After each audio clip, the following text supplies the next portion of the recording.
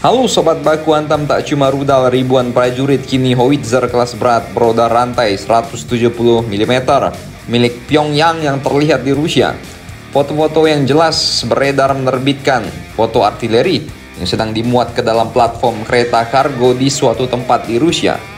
Howitzer beroda rantai gerak atau self-propelled howitzer Korea Utara M1989 yang juga dikenal sebagai Koksan ini merupakan salah satu sistem artileri paling signifikan yang diproduksi di negara tersebut dan digunakan secara luas dalam operasi militer. Sistem ini dikembangkan berdasarkan howitzer 2 S3 Akatsya Soviet dan dilengkapi dengan meriam 170 mm yang memungkinkannya menembak dari jauh.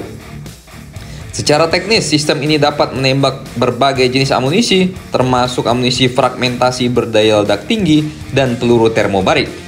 Meskipun akurasi peluru dapat bervariasi tergantung pada jenis amunisi, jangkauan sistem ini dikabarkan mampu mencapai hingga 60 km dengan peluru jarak jauh khusus, menjadikannya salah satu senjata jarak terjauh di gudang senjata Korea Utara.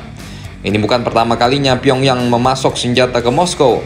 Menurut pengungkapan dan laporan dari sumber intelijen, Korea Utara telah mulai mengirim peluru artileri dan jenis senjata lain ke Rusia sebagai bagian dari kerjasama militer yang berkembang antara kedua negara.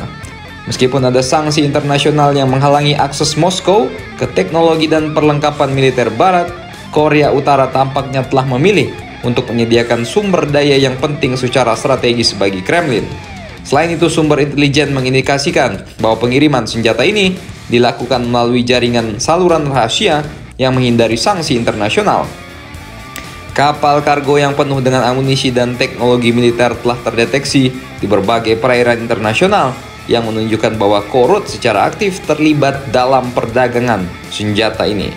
Meskipun motivasi utama Korea Utara mungkin tampak seperti kerjasama militer strategis dengan Rusia, tujuan lain yang mungkin bagi Pyongyang tidak dapat diabaikan adalah bisa menguji senjatanya sendiri dalam kondisi pertempuran nyata. Jadi kalau berhasil ini udah dapat predikat battle proven ya kan.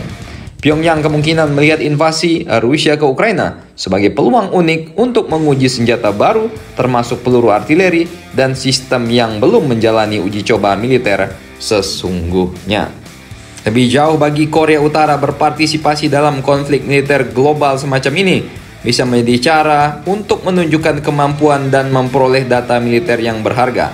Sementara bagi Rusia yang saat ini berjuang dengan sumber daya yang terbatas menjaga kesiapan tempur di Ukraina, maka Pyongyang dapat menggunakan periode ini untuk mempelajari dampak penggunaan senjatanya terhadap sistem Barat serta mengumpulkan informasi tentang dampaknya di medan perang. Paham kalian bersama admin juga asal mangap aja. Jadi bagaimana menurut kalian? Silahkan komentar dan baku hantam kalian di bawah.